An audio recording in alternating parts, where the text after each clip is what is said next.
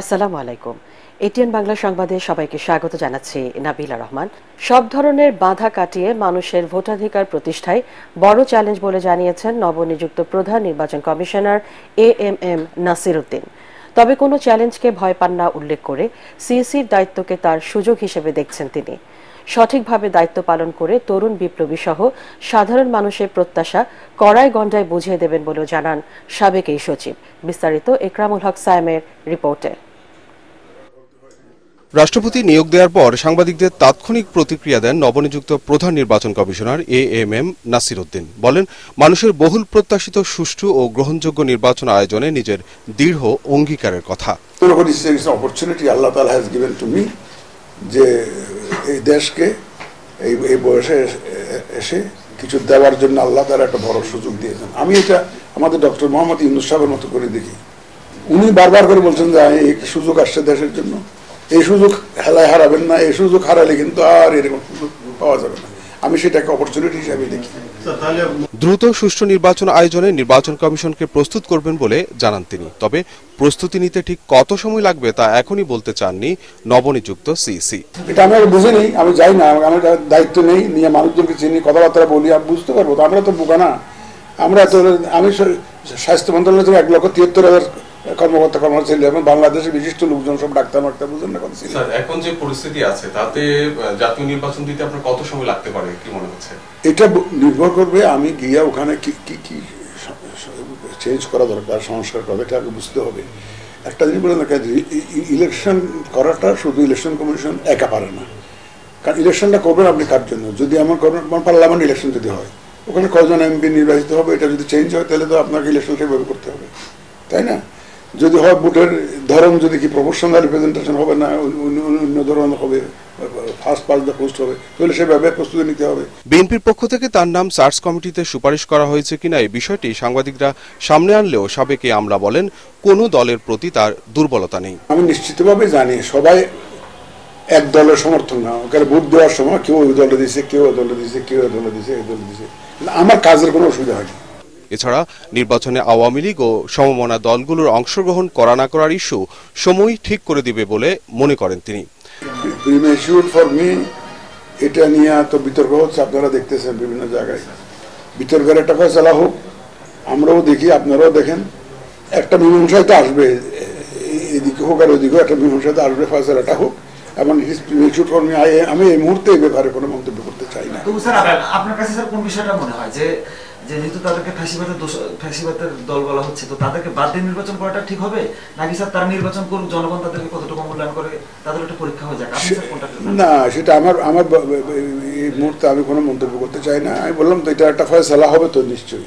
Election আস্তে আস্তে, এবং ওই ইলেকশনের তারিখ আসলে ডেফিনেটলি এই ব্যাপারে একটা সিদ্ধান্ত এসে যাবে, তো তখন আপনারাও দেখবেন, আমিও দেখবো। আমি এই ব্যাপারে কোনো এই মুহূর্তে কোনো মন্তব্য করতে চাই না। নবনিযুক্ত সিইসি মনে করেন, সংস্কার কমিশনের কাজের কারণে নতুন ইসির জন্য নির্বাচনী প্রস্তুতি নেওয়া সহজসাধ্য হবে। এর আগে বৃহস্পতিবার বিকেলে সাবেক সচিব এএমএম নাসির উদ্দিনকে প্রধান নির্বাচন কমিশনার নিয়োগ দেন রাষ্ট্রপতি। এছাড়া 4 নির্বাচন কমিশনার হলেন অবসরপ্রাপ্ত অতিরিক্ত সচিব মোহাম্মদ আনোয়ারুল ইসলাম সরকার, অবসরপ্রাপ্ত জেলা ও দায়রা জজ আব্দুর রহমান মাসুদ, অবসরপ্রাপ্ত যুগ্ম সচিব বেগম তাহমিদা আহমদ ও অবসরপ্রাপ্ত ব্রিগেডিয়ার জেনারেল আবুল ফজল মোহাম্মদ সানাউল্লাহ। ইকরামুল হক সায়েম, এটিএন বাংলা, ঢাকা। জাতীয় নির্বাচনের আগে স্থানীয় নির্বাচন করতে সরকারকে পরামর্শ দিয়েছেন সংবাদপত্রের সম্পাদকরা। একই সাথে তত্ত্বাবধায়ক সরকার ব্যবস্থা চালুর পক্ষেও মত দেন তারা। নির্বাচন ব্যবস্থা সংস্কার কমিশনের সাথে বৈঠকে এসব সুপারিশ করেন সম্পাদকরা। আগের কমিশনগুলো নির্বাচনী অপরাধের শাস্তির সুপারিশ করতে সংস্কার কমিশনের প্রতি তাগিদ দেওয়া হয় বৈঠকে।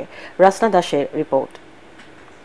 ধারাবাহিক সংলাপের অংশ হিসেবে বৃহস্পতিবার সংবাদপত্রের সম্পাদকদের সঙ্গে মতবিনিময় করে নির্বাচন ব্যবস্থা সংস্কার কমিশন। রাজধানীর আগারগাঁওয়ে নির্বাচন ভবনে অনুষ্ঠিত সংলাপে আমন্ত্রিত 31 সম্পাদকের মধ্যে অংশ নেন 22 জন। দীর্ঘ সময় ধরে চলা বৈঠক শেষে কথা বলেন সম্পাদকরা। জানান, আগের অন্তত 3 নির্বাচন কমিশন প্রধানদের মতামত নেওয়া উচিত। এতে বোঝা যাবে কেন নির্বাচন সুষ্ঠু হয়নি। আগামী নির্বাচনটা যদি ভালো করতে চাই, পূর্বের যে নির্বাচন কমিশন, 3টি নির্বাচন কমিশন মূলত প্রধানদের সঙ্গে পণ্যরা আসতে পারে, তাদের কাছ থেকে আপনাদের প্রকৃত তথ্যটা জানা দরকার। ঢাকা শহরে থেকে এই খাগড়াছড়ি অথবা দিনাজপুরের প্রতিনিধিত্ব করবেন, এটি আমি মনে করি এটি ন্যায়সঙ্গত নয়। এছাড়াও নারীর ক্ষমতায়নে সংরক্ষিত আসনে নির্বাচন করা, প্রয়োজনে সংসদের আসন 400-তে উন্নতি করার প্রস্তাবও দেন তারা। নারীদের যে সরাসরি নির্বাচনে, যেটা ওনাদের আলোচনার মধ্যে আছে, সংখ্যানুপাতিক না, রোটেট পদ্ধতিতে যে নির্বাচনটি হওয়ার 100 আসনে, ঘূর্ণায়মান পদ্ধতিতে, সেই পদ্ধতিতে সরাসরি 100 আসনে নারী নির্বাচন হবে।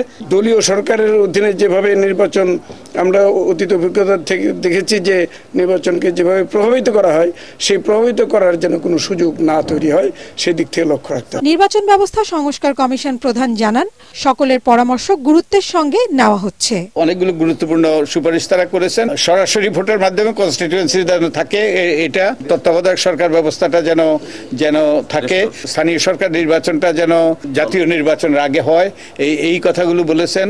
পরে নির্বাচন পর্যবেক্ষকদের সঙ্গে সভা করেন সংস্কার কমিশন। রাসনা দাস, এটিএন বাংলা, ঢাকা। এক যুগ পর সেনাকুঞ্জে সশস্ত্র বাহিনী দিবসের সংবর্ধনা অনুষ্ঠানে যোগ দেওয়ার মধ্য দিয়ে দীর্ঘ 6 বছর পর প্রকাশ্যে কোনো অনুষ্ঠানে অংশ নিলেন বিএনপি চেয়ারপারসন বেগম খালেদা জিয়া। সেনাকুঞ্জের সংবর্ধনার পাশাপাশি বসে একে অপরের সাথে কুশল বিনিময় করেন ড মোহাম্মদ ইউনুস ও বেগম খালেদা জিয়া। আমন্ত্রণে সাড়া দেয়ায় বেগম জিয়াকে ধন্যবাদ জানান ড ইউনুস। পরে বিএনপি মহাসচিব সাংবাদিকদের জানান, বেগম জিয়াকে অন্যায়ভাবে দেশপ্রেমিক সশস্ত্র বাহিনী থেকে দূরে সরিয়ে রাখা হয়েছিল। রিপোর্ট মইনুল আহসানের। দীর্ঘ 6 বছর পর রাষ্ট্রীয় কোনো অনুষ্ঠানে যোগ দিতে ভিন্ন আবহে প্রকাশ্যে বিএনপির প্রাণভোমরা বেগম খালেদা জিয়া। সশস্ত্র বাহিনী দিবসের সম্বর্ধনায় যোগ দিতে বৃহস্পতিবার বিকেল 3টার পর গুলশানের বাসভবন ফিরোজা থেকে সেনাকুঞ্জের উদ্দেশ্যে রওনা হন বিএনপি চেয়ারপারসন। দলীয় প্রধানকে স্বাগত জানাতে ফিরোজার সামনে হাজির উল্লেখযোগ্য সংখ্যক নেতাকর্মী। মিনিট 15-র মধ্যেই সেনাকুঞ্জে প্রবেশ করে বেগম জিয়ার গাড়িবহর। সেনাবাহিনী প্রধান সহ 3 বাহিনীর ঊর্ধ্বতন কর্মকর্তারা সাবেক এই প্রধানমন্ত্রীকে স্বাগত জানান। সেনাকুঞ্জের অতিথিদের দৃষ্টি, ক্যামেরার লেন্স তখন 3 বারের সাবেক এই প্রধানমন্ত্রীর দিকে। প্রধান উপদেষ্টা ড মোহাম্মদ ইউনুস, বেগম খালেদা জিয়া পাশাপাশি বসে বেশ কিছু সময় কুশল বিনিময় করেন। প্রধান উপদেষ্টা তার বক্তব্যে আমন্ত্রণে সাড়া দেয়ায় সাবেক এই প্রধানমন্ত্রীকে ধন্যবাদ জানান। আজ আমরা বিশেষভাবে সৌভাগ্যবান এবং সম্মানিত যে বাংলাদেশের 3 বারের নির্বাচিত প্রধানমন্ত্রী, বীর মুক্তিযোদ্ধা শহীদ রাষ্ট্রপতি জিয়াউর রহমানের স্ত্রী বেগম খালেদা জিয়া আজ এখানে আমাদের মধ্যে উপস্থিত আছেন।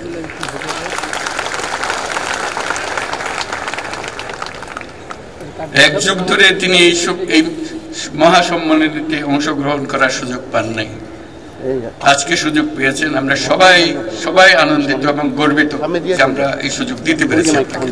ঘণ্টাখানেক সেনাকুঞ্জে অবস্থানকালে আমন্ত্রিত অতিথিদের অনেকে বেগম জিয়ার সাথে দেখা করে কুশল বিনিময় করেন। সন্ধ্যায় বিএনপি চেয়ারপারসন গুলশানের বাসায় ফেরার পর উপস্থিত সাংবাদিকদের সাথে কথা বলেন দলের মহাসচিব মির্জা ফখরুল ইসলাম আলমগীর। আমি আন্তরিকভাবে ধন্যবাদ জানাতে চাই বাংলাদেশের দেশপ্রেমিক সশস্ত্র বাহিনীকে।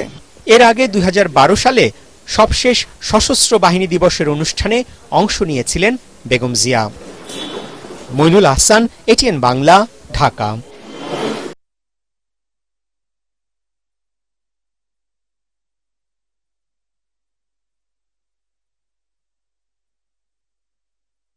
জুলাই আগস্টের গণ অভ্যুত্থান ও দেশের পরবর্তী ক্রান্তিলগ্নে জনগণের পাশে দাঁড়িয়ে সশস্ত্র বাহিনী আবারও আস্থার প্রতীক হিসেবে স্বীকৃতি পেয়েছে বলে জানিয়েছেন প্রধান উপদেষ্টা ড মোহাম্মদ ইউনুস। সশস্ত্র বাহিনী দিবস উপলক্ষে সেনাকুঞ্জে আয়োজিত সংবর্ধনা অনুষ্ঠানে বাহিনীর সদস্যদের গণতান্ত্রিক ও নিয়মতান্ত্রিক নেতৃত্বের প্রতি আনুগত্য ও শ্রদ্ধাশীল থাকার আহ্বান জানান তিনি। আরও জানাচ্ছেন ইয়াসিন রানা। সশস্ত্র বাহিনী দিবস উপলক্ষে হেমন্তের বিকেলে সেনাকুঞ্জ পরিণত হয় দেশি বিদেশি সামরিক অফিসার, বিভিন্ন রাজনৈতিক দলের নেতৃবৃন্দ, বিভিন্ন দেশের কূটনৈতিক, বৈষম্য বিরোধী ছাত্র আন্দোলনের নেতৃবৃন্দ, বেসামরিক নাগরিক সহ বিশিষ্টজনদের মিলন মেলায়। দীর্ঘ এক যুগ পর সংবর্ধনা অনুষ্ঠানে যোগ দেন বিএনপি চেয়ারপারসন বেগম খালেদা জিয়া। খালেদা জিয়ার সাথে কুশল বিনিময় করেন ডক্টর মোহাম্মদ ইউনুস। এছাড়াও সশস্ত্র বাহিনীর বিভিন্ন পদবীর কর্মকর্তা সহ আমন্ত্রিত অতিথিদের সাথেও শুভেচ্ছা বিনিময় করেন প্রধান উপদেষ্টা ও 3 বারের প্রধানমন্ত্রী খালেদা জিয়া। বক্তব্যের শুরুতে অসুস্থতা নিয়েও দীর্ঘ এক যুগ পর সশস্ত্র বাহিনীর সংবর্ধনা অনুষ্ঠানে যোগ দেয় বেগম খালেদা জিয়ার প্রতি ধন্যবাদ ও কৃতজ্ঞতা জানান ডক্টর ইউনুস। কামনা করেন তার সুস্থতাও। তিনি বলেন, দেশ গঠন ও যে কোনো দুর্যোগ মোকাবেলায় জনগণের পাশে থাকে সেনাবাহিনী। জুলাই আগস্টের গণঅভ্যুত্থানেও ছাত্র জনতার পাশে থেকে আবারও জনগণের আস্থার প্রতীক হয়ে উঠেছে সশস্ত্র বাহিনী। স্বাধীনতার সূচনা লগ্ন থেকেই দেশের স্বাধীনতা ও সার্বভৌমত্ব রক্ষা এবং নিরাপত্তা নিশ্চিত করার পাশাপাশি দেশ গঠন ও জাতীয় দুর্যোগ মোকাবেলায় সশস্ত্র বাহিনী সবসময় জনগণের পাশে থেকে কাজ করে আসছে। সাম্প্রতিক বৈষম্য বিরোধী ছাত্র আন্দোলনে এবং পরবর্তী সময়ে দেশের ক্রান্তি লগ্নে সশস্ত্র বাহিনী বরাবরের ন্যায় মানুষের পাশে এসে দাঁড়িয়েছে। দেশের ছাত্র জনতা এবং সাধারণের পক্ষে দাঁড়িয়ে সশস্ত্র বাহিনী আবারও দেশের মানুষের কাছে আস্থার প্রতীক হিসেবে স্বীকৃতি লাভ করেছে। উন্নত বিশ্বের সাথে তাল মিলিয়ে সশস্ত্র বাহিনীর আধুনিকায়ন ও পুনর্গঠনের কথা বলেন প্রধান উপদেষ্টা। তৎপরবর্তী সময়ে গত কয়েক মাস আমাদের প্রত্যাশা গণতান্ত্রিক ও নিয়মতান্ত্রিক নেতৃত্বের প্রতি অনুগত ও শ্রদ্ধাশীল থেকে পেশাগত দক্ষতা ও দেশপ্রেমের সমন্বয়ে সশস্ত্র বাহিনী দেশ সেবায় সবসময় তৎপর থাকবে। বিশ্ব শান্তি রক্ষায় সশস্ত্র বাহিনীর সদস্যরা বিভিন্ন দেশে সুনামের সাথে দায়িত্ব পালন করায় বাহিনীর সদস্যদের ধন্যবাদ জানান তিনি। ইয়াসিন রানা, এটিএন বাংলা, ঢাকা। এদিকে ঢাকা সেনানিবাসে শিখা অনির্বাণে শ্রদ্ধা জানিয়েছেন রাষ্ট্রপতি মোহাম্মদ শাহাবুদ্দিন ও প্রধান উপদেষ্টা ডক্টর মোহাম্মদ ইউনুস। পরে আর্মি মাল্টিপারপাস কমপ্লেক্সে খেতাবপ্রাপ্ত মুক্তিযোদ্ধাদের সংবর্ধনা অনুষ্ঠানে প্রধান উপদেষ্টা বলেন, ছাত্র জনতার বিপ্লবের মধ্য দিয়ে রাষ্ট্র গঠনের যে সুযোগ হয়েছে তা কাজে লাগাতে অন্তর্বর্তী সরকার অঙ্গীকারাবদ্ধ। আরও জানাচ্ছেন সৈয়দ রিয়াজ। ৭১-এর মহান মুক্তিযুদ্ধে সশস্ত্র বাহিনীর অবদানকে সাধারণ মানুষের আত্মত্যাগের সাথে একীভূত করার উদ্দেশ্যে ২১ নভেম্বরের এই দিনে উদযাপিত হয়ে আসছে সশস্ত্র বাহিনী দিবস। সশস্ত্র বাহিনীর শহীদদের আত্মত্যাগের স্মরণে এই দিন সকালে ঢাকা সেনানিবাসের শিখা অনির্বাণে যান রাষ্ট্রপতি মোহাম্মদ শাহাবুদ্দিন। এ সময় সেখানে ফুলেল শ্রদ্ধা নিবেদন করেন তিনি। শহীদদের স্মৃতির প্রতি শ্রদ্ধা জানাতে কিছুক্ষণ নীরবে দাঁড়িয়ে থাকেন রাষ্ট্রপতি। পরে প্রধান উপদেষ্টা ডক্টর মোহাম্মদ ইউনুস পুষ্পস্তবক অর্পণ করেন শিখা অনির্বাণের বেদিতে। শহীদদের স্মরণে কিছুক্ষণ নীরবে দাঁড়িয়ে থাকার পর সই করেন সেখানে থাকা দর্শনার্থী বয়ে। এরপর 3 বাহিনীর প্রধানরা সশস্ত্র বাহিনীর শহীদদের স্মৃতির প্রতি শ্রদ্ধা জানাতে শিখা অনির্বাণে পুষ্পস্তবক অর্পণ করেন। পরে সশস্ত্র বাহিনী বিভাগের আয়োজনে সেনানিবাসে মাল্টিপারপাস কমপ্লেক্সে খেতাবপ্রাপ্ত বীর মুক্তিযোদ্ধা ও তাদের উত্তরাধিকারদের সম্বর্ধনা অনুষ্ঠানে বক্তব্য রাখেন উপদেষ্টা। মুক্তিযুদ্ধ বাংলাদেশের ইতিহাসে সর্বকালের সর্বশ্রেষ্ঠ ঘটনা, যার ফলে পৃথিবীর মানচিত্রে বাংলাদেশ একটি স্বাধীন সার্বভৌম রাষ্ট্র হিসেবে প্রতিষ্ঠাতা এবং পরিচিতি লাভ করেছে। এ সময় তিনি বলেন, জুলাই বিপ্লবের মধ্য দিয়ে দেশকে একটি পরিবারের অন্তর্ভুক্ত করেছে ছাত্র জনতা, যেখানে মতভেদ বা বাকবিতণ্ডা থাকলেও কেউ কারো শত্রু হবে না। নতুন বাংলাদেশ গড়ার যে সুযোগ ছাত্র জনতার সাহস ও আত্মত্যাগের বিনিময়ে আমরা সম্প্রতি অর্জন করলাম, সেটাকে কাজে লাগিয়ে আমাদের সুন্দর ও সমৃদ্ধশালী ভবিষ্যৎ গড়তে হবে। ছাত্র জনতার কাছে আমরা প্রতিজ্ঞাবদ্ধ থাকতে চাই। যে সুযোগ তারা আমাদেরকে দিয়েছে তার মাধ্যমে আমাদের দেশকে পৃথিবীর সামনে একটি দৃষ্টান্ত স্থাপনকারী দেশে পরিণত করতে আমরা শপথ নিয়েছি। বৈষম্যহীন, শোষণহীন, কল্যাণময় এবং মুক্ত বাতাসের রাষ্ট্রে যে স্বপ্ন নিয়ে মুক্তিযোদ্ধারা দেশ স্বাধীন করেছিলেন, সেই স্বপ্ন পূরণের অঙ্গীকারও ব্যক্ত করেন প্রধান উপদেষ্টা। সৈয়দ রিয়াজ, এটিএন বাংলা, ঢাকা। বিচারের শুদ্ধতার জন্য আন্তর্জাতিক অপরাধ ট্রাইব্যুনালের অন্তর্বর্তীকালীন আদেশের বিরুদ্ধে আপিলের বিধান রাখা হয়েছে বলে জানিয়েছেন আইন উপদেষ্টা ডক্টর আসিফ নজরুল। ট্রাইব্যুনালের মূল ভবনের সংস্কার কাজ দেখতে গিয়ে তিনি একথা বলেন। এতে ট্রাইব্যুনালের বিচার কাজে গ্রহণযোগ্যতা বাড়বে বলে মনে করেন সিনিয়র আইনজীবীরা। অন্যদিকে এ বিধানের ফলে বিচার দীর্ঘসূত্রতায় পড়বে বলে মনে করছে প্রসিকিউশন টিম। আরও জানাচ্ছেন হুমায়ুন চিস্তি। ৭১-এর মানবতাবিরোধী অপরাধের বিচারে গঠিত আন্তর্জাতিক অপরাধ ট্রাইব্যুনালে শুরু হয়েছে ২৪ জুলাই গণহত্যার বিচার। তবে ট্রাইব্যুনাল পুনর্গঠনের আগে ছাত্র জনতার দাবির প্রেক্ষিতে ট্রাইব্যুনাল আইন সংশোধনের উদ্যোগ নেয় অন্তর্বর্তীকালীন সরকার। সেই ধারাবাহিকতায় বুধবার আন্তর্জাতিক অপরাধ ট্রাইব্যুনাল আইনের সংশোধনীর খসড়া অনুমোদন দেয় উপদেষ্টা পরিষদ। সংশোধিত আইনে বিদেশি আইনজীবী নিয়োগের সুযোগ রাখা, দেশের বাইরে সংঘটিত অপরাধ আমলে নেওয়া সহ ট্রাইব্যুনালের অন্তর্বর্তী আদেশের বিরুদ্ধে আপিল করার সুযোগ রাখা হয়েছে। বৃহস্পতিবার সকালে ট্রাইব্যুনালের মূল ভবনের সংস্কার কাজ দেখতে আসেন আইন ও গণপূর্ত উপদেষ্টা। পরে আইন উপদেষ্টা ট্রাইব্যুনালের অন্তর্বর্তী আদেশের বিরুদ্ধে আপিলের বিধান রাখার কারণ জানান। এটা বিচারের শুদ্ধতার জন্য করা হয়েছে এবং খুব সীমাবদ্ধ ক্ষেত্রে। ট্রাইব্যুনালে আপিলের বিধান সংযোজনকে সাধুবাদ জানিয়েছেন সিনিয়র আইনজীবীরা। বলছেন এর ফলে মানবতাবিরোধী অপরাধের বিচার দেশে বিদেশে আরো বেশি গ্রহণযোগ্যতা পাবে। এই সমস্ত আদালতে যাদের এখন বিচার শুরু হয়েছে বা সামনে হবে তাদের জন্য এটা স্বস্তিদায়ক, দেশের জন্য স্বস্তিদায়ক, আন্তর্জাতিকভাবেও বাংলাদেশের ভাবমূর্তি উজ্জ্বল হবে। তবে ট্রাইব্যুনালের প্রসিকিউশন টিম বলছে এ সুযোগের অপব্যবহার করতে পারে আসামি পক্ষ। সেক্ষেত্রে দীর্ঘায়িত হবে বিচার কাজ।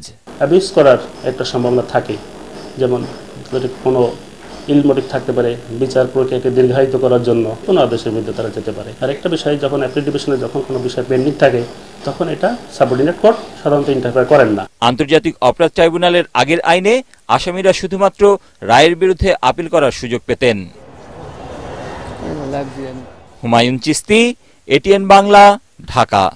বিএনপি মহাসচিব মির্জা ফখরুল ইসলাম আলমগীরের সঙ্গে বৈঠক করেছেন বাংলাদেশে নিযুক্ত ভুটানের রাষ্ট্রদূত রিনচেন কুয়েনসিল। বিএনপি চেয়ারপারসনের গুলশান কার্যালয়ে ঘণ্টাব্যাপী বৈঠকে উপস্থিত ছিলেন দলের স্থায়ী কমিটির সদস্য ও আন্তর্জাতিক বিষয়ক উপদেষ্টা আমির খসরু মাহমুদ চৌধুরী, আন্তর্জাতিক বিষয়ক কমিটির সদস্য শামা ওবায়দ।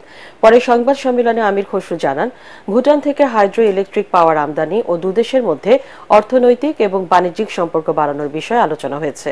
তিনি আরও জানান, সার্ককে কার্যকরভাবে এগিয়ে নিতে দুদেশ সমন্বিতভাবে কাজ করবে।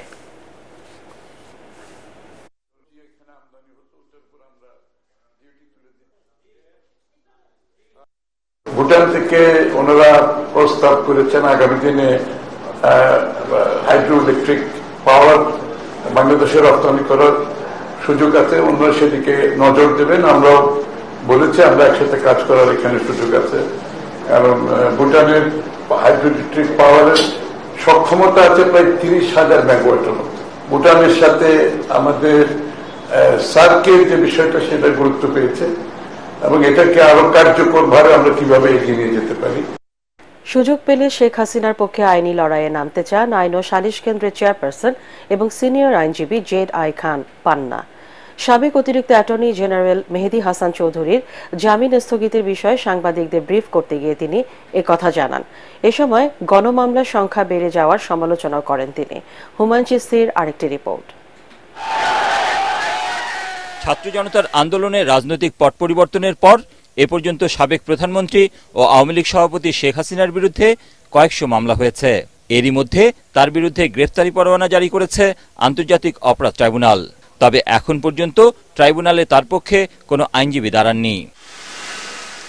বৃহস্পতিবার একটি মামলার বিষয়ে সাংবাদিকদের সাথে কথা বলতে গিয়ে সিনিয়র আইনজীবী জেডাই খান পান্না বলেন, তিনিও বিগত সরকারের রাজনৈতিক নিপীড়নের শিকার। তবে সুযোগ পেলে আইনি লড়াই লড়তে চান শেখ হাসিনার পক্ষে। যদি সুযোগ হয় তাহলে শেখ হাসিনার পক্ষে লড়াই করব ট্রাইব্যুনালে। ট্রাইব্যুনাল কেন, সব মামলাতেই। অতীতের চেয়ে এখন গণমামলার সংখ্যা তুলনামূলক বেশি বলে মনে করেন সিনিয়র এ আইনজীবী। এখনো যে মামলা কমছে দৃশ্যমান আমার কাছে না, মামলা চলছে গণহারে এবং একই স্ক্রিপ্ট। মারা গেছে একজন, গুলি লাগছে একটা, কিন্তু এর পেছনে শতাধিক 200, 300, 500 লোক ইনভলভ। আগে ছিল গণগ্রেপ্তার, এখন হলো গণমামলা। গণগ্রেপ্তার মামলা হলে পরে তো গণমামলা হলে পরে গণগ্রেপ্তার হবে এবং এর ভিকটিম আমিও ছিলাম। নির্বাচনের বিষয়ে জেরাই খান পান্না বলেন, সংস্কার নয়, এই সরকারের প্রাথমিক এবং একমাত্র দায়িত্ব হচ্ছে সুষ্ঠু নির্বাচনের মাধ্যমে গণতান্ত্রিক পদ্ধতিতে ক্ষমতা হস্তান্তর করা। হুমায়ুন চিস্তি, এটিএন বাংলা, ঢাকা। নতুন বছরের শুরুতে জ্বালানি তেলের দাম কমতে পারে বলে জানিয়েছে বিপিসি। রাজধানীতে জ্বালানি নিয়ে সিপিডির সেমিনারে বিশেষজ্ঞরা অভিযোগ করেন, আওয়ামী লীগ সরকারের আমলে একের পর এক আইন করে বিশেষ ব্যবসায়ী গোষ্ঠীকে সুবিধা দিয়ে এ খাতে ক্ষতি করা হয়েছে। জ্বালানিতে সরকার ভর্তুকি তুলে নিলে সাধারণ মানুষের ওপর আরও বেশি চাপ পড়বে বলেও মনে করেন তারা। এ পরিস্থিতির মধ্যেও বিপিসি সহ জ্বালানি খাতের প্রতিষ্ঠানগুলো যে মুনাফা করছে তা নিয়ে প্রশ্ন তোলেন আলোচকরা। শরফুল আলমের রিপোর্ট। দেড় দশক ধরেই জ্বালানি তেলের দাম বাড়ায় গ্রাহকের হয়রানি বাড়ছে। দফায় দফায় দাম বাড়ানোর ফলে প্রভাব পড়েছে স্বাভাবিক জীবনযাত্রায়। এই পরিস্থিতিতে বাজার ভিত্তিক জ্বালানির দাম নির্ধারণ নিয়ে সেমিনারের আয়োজন করে Centre for Policy Dialogue CPD. অনুষ্ঠানে বক্তারা বলেন, আন্তর্জাতিক বাজারে যে পরিমাণ জ্বালানির দাম কমে তার কোনো প্রতিফলন দেশের বাজারে পড়ে না। হাজার হাজার কোটি টাকা ভর্তুকি দিয়েও তেলের দাম না কমায় এ নিয়ে প্রশ্ন তোলেন পেট্রোল পাম্প মালিকরা। এ সময় আওয়ামী লীগ সরকারের আমলে নিত্য নতুন আইনের মাধ্যমে বিশেষ সুবিধা দেওয়ারও সমালোচনা করেন বিশেষজ্ঞরা। কেন আপনারা বোর্ডের চেয়ারম্যান হতে যাবেন? কেন আপনারা বোর্ডের মেম্বার হবেন? কেন আপনাদের বিরুদ্ধে দুর্নীতির অভিযোগে ভোক্তাদের অভিযোগ করতে হবে? ব্যবসায়ীরা নিজেরা অলিগারকে পরিণত হয়ে গেছে এই 15 বছরে। কেন কোন সরকারের অলিগারকে পরিণত হয়ে এইরকম অভিযুক্ত হতে হবে? এটা এখনো মার্কেট বেসড হতে পারে, তবে বিআরসির অবশ্যই বড় রোল থাকবে। এটা জবাবদিহিতা নিশ্চিত করা, প্রত্যেকটি প্রতিষ্ঠানের স্বচ্ছতা নিশ্চিত করা এবং এটা ইমপ্লিমেন্টেশন প্রসেসে এনফোর্সমেন্টটা ঠিক মতো যাতে হয় সেটি নিশ্চিত করাটি গুরুত্বপূর্ণ হবে। প্রতিবেশী দেশের তুলনায় বাংলাদেশে জ্বালানি তেলের দামের ব্যবধান 20 থেকে 30 টাকা। অন্যদিকে 50,000 কোটি টাকা লেনদেন হলেও 3 থেকে 4,000 কোটি টাকার মুনাফা অনেক কম বলেও জানান বিপিসির চেয়ারম্যান। তবে 1 মাস পরেই দাম কমার ইঙ্গিত দেয় প্রতিষ্ঠানটি। বাংলাদেশ পর্যন্ত আনতে যে খরচটা হচ্ছে আমরা প্রিমিয়াম বলি, এর মধ্যে ইন্স্যুরেন্স থাকে, তারপরে অন্যান্য হ্যান্ডলিং চার্জ থাকে, লাইটারেস, বিভিন্ন রকম বিষয়গুলো থাকে, সেটা কিন্তু আমরা কমিয়ে আনতে পারি। জুলাই মাসে আমরা এটা ভালো মতো মোটামুটি কমিয়ে এনেছি।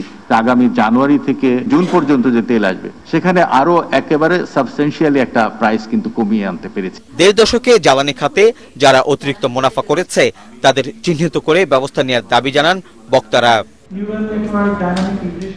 শরফুল আলম, এটিএন বাংলা, ঢাকা। হাইকোর্টের অনুমতি সত্ত্বেও রাজধানীর ফুলবাড়িয়া সুপারমার্কেট 2 সিটি প্লাজায় দোকান তৈরি করতে পারছেন না ক্ষতিগ্রস্ত 5 শতাধিক দোকান মালিক।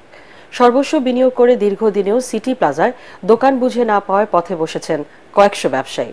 তাদের অভিযোগ, ঢাকা দক্ষিণ সিটি কর্পোরেশনের একটি অসাধু চক্র সর্বোচ্চ আদালতের নির্দেশকে বৃদ্ধাঙ্গুলি দেখিয়ে তাদের ন্যায্য অধিকার থেকে বঞ্চিত করছেন।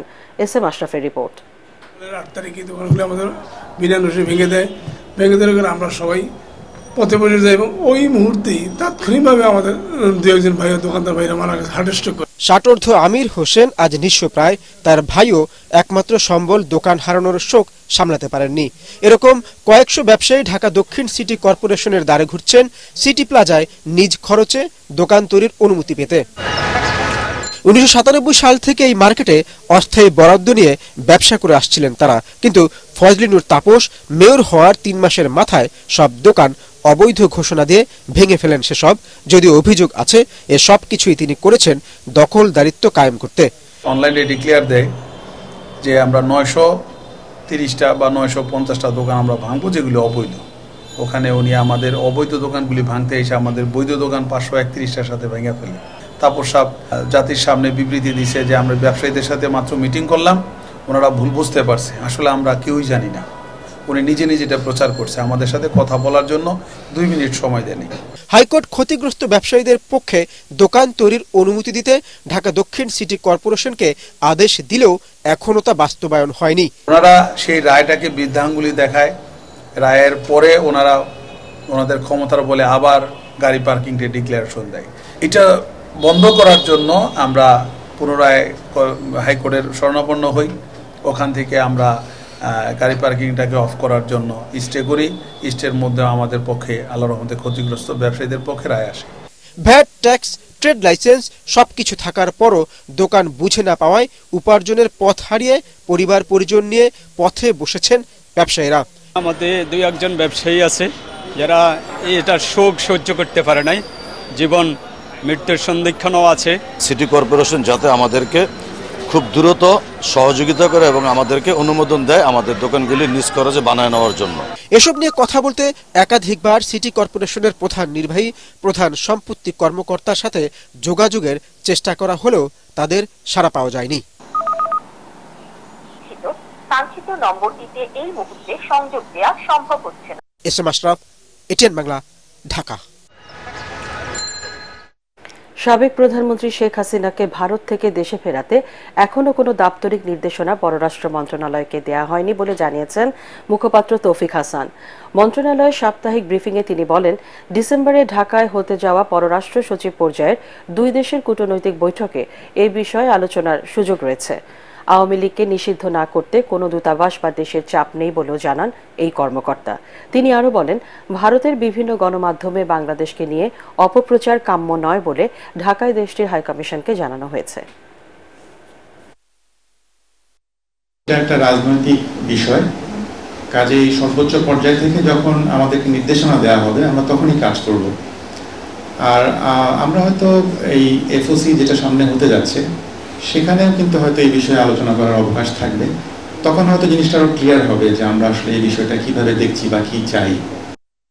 2024 ছাত্র জনতার গণ অভ্যুত্থান 71-এর মুক্তিযুদ্ধকে নবায়ন করেছে বলে মন্তব্য করেছেন সংস্কৃতি বিষয়ক উপদেষ্টা মোস্তফা সরওয়ার ফারুকী। তিনি বলেন, মুক্তিযুদ্ধের চেতনা নবায়ন করতেই 24-এর গণ আন্দোলনের সৃষ্টি। স্বাধীনতার আসল চেতনা এতদিন হয়নি বলেই জুলাই বিপ্লব ঘটেছে বলেও উল্লেখ করেন তিনি। সচিবালয় নিজ দপ্তরে অগ্রাধিকার 7টি প্রকল্প নিয়ে সংবাদ সম্মেলনে ফারুকী এসব কথা বলেন। তিনি বলেন, দর্শনগত জায়গায় রাষ্ট্রের পরিবর্তন এসেছে। এদেশের সংস্কৃতি চর্চার মূলে থাকবে বহুজন, বহু ভাষা। মুক্তিযুদ্ধের চেতনা রিনিউড হয়েছে 24-এর অভ্যুত্থানে। মুক্তিযুদ্ধের চেতনা বলে বলে শব্দটা শেষ করে ফেলা হয়েছে। স্বাধীনতার আসল চেতনাটা কি ছিল? স্বাধীনতার আসল চেতনা ছিল যে আমি আমার দেশ আমার মতো গড়ব এবং দেশটার মালিক সবাই হবে, রাইট? দুঃখজনকভাবে হলো সত্য যে এটা ঘটে নাই বলেই 24টা অবশ্যম্ভাবী হয়ে উঠেছে। আল আরাফা ইসলামী ব্যাংক অর্থ সংবাদ।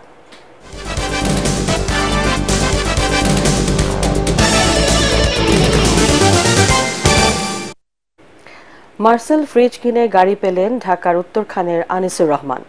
উত্তরার চেয়ারম্যান বাজার এলাকায় বিরিয়ানির দোকানের জন্য মার্সেল ফ্রিজ কিনে ফ্রি গাড়ি পেয়ে খুশিতে আত্মহারা তিনি। আলাদিনের দৈত্য নয়, মার্সেলেই স্বপ্ন পূরণ হয়, এই স্লোগানে সারা দেশে চলমান মার্সেলের ডিজিটাল ক্যাম্পেইনের আওতায় আজমপুর কাঁচা বাজারে আনিসুরের হাতে গাড়ির চাবি তুলে দেন মার্সেলের ব্র্যান্ড অ্যাম্বাসাডর চিত্রনায়ক আমিন খান। এ সময় উপস্থিত ছিলেন মার্সেলের head of business Mohammad Matiur Rahman, deputy CMO Zoheb Ahmed সহ সংশ্লিষ্টরা। দেশব্যাপী ডিজিটাল ক্যাম্পেইন সিজন 21-এর আওতায় Marcel fridge, TV, washing machine বা সিলিং ফ্যান কিনে ফ্রি গাড়ি সহ লাখ লাখ টাকার নিশ্চিত উপহার পেতে পারেন ক্রেতারা। 31 ডিসেম্বর পর্যন্ত থাকবে এ সুযোগ।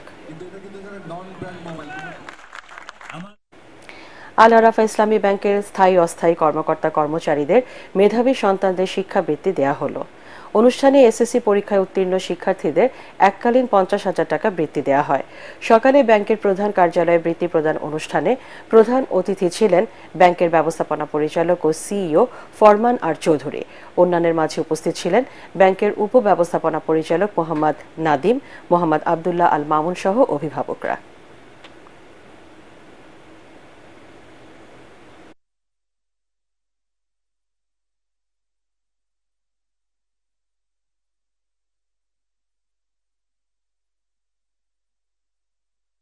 এবার পার্টেক্স খেলার খবর।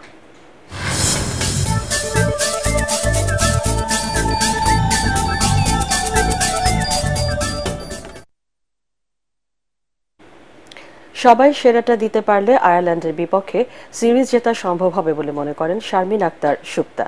মিরপুরে অনুশীলন শেষে কথা বলেন 1 বছর পর দলে ডাক পাওয়া এই ব্যাটার। বিশ্বকাপে সরাসরি সুযোগ পেতে আয়ারল্যান্ডের বিপক্ষে 3টি ম্যাচই গুরুত্বপূর্ণ। 27 নভেম্বর মিরপুরে প্রথম ওয়ানডেতে আইরিশদের মুখোমুখি হবে নারী ক্রিকেট দল। আপনি যদি একটা ম্যাচ হেরে যান, আপনি হয়তো ওয়াশ আউট করতে পারবেন না। 2টা ম্যাচ হেরে গেলে সিরিজ জিততে পারবেন না। আসলে প্রত্যেকটা ম্যাচই ক্রিকেটের চাপ। তো এটা তো আছে যে আমাদেরকে 8 পয়েন্ট পেতে হবে এই 2টা সিরিজ থেকে। তো আমাদের কাছে আমরা প্রথমে আসলে আয়ারল্যান্ড টিমটাকে নিয়েই প্ল্যান করছি, যেহেতু সামনে এটা ওয়েস্ট ইন্ডিজ তো নেক্সট সিরিজ। তো ওইটার আগে আমরা আয়ারল্যান্ডটাই ফোকাস দিচ্ছি এবং আশা করছি যে এখান থেকে ভালো কিছু হইলে ইনশাল্লাহ এটা আমাদেরকে বুস্ট আপ করবে নেক্সট সিরিজের জন্য। পরবর্তী সংবাদ দেখার আমন্ত্রণ জানিয়ে এখনকার মতো শেষ করছি। ATN বাংলা সংবাদ ইউটিউবে দেখতে ব্রাউজ করুন youtube/ATN Bangla News।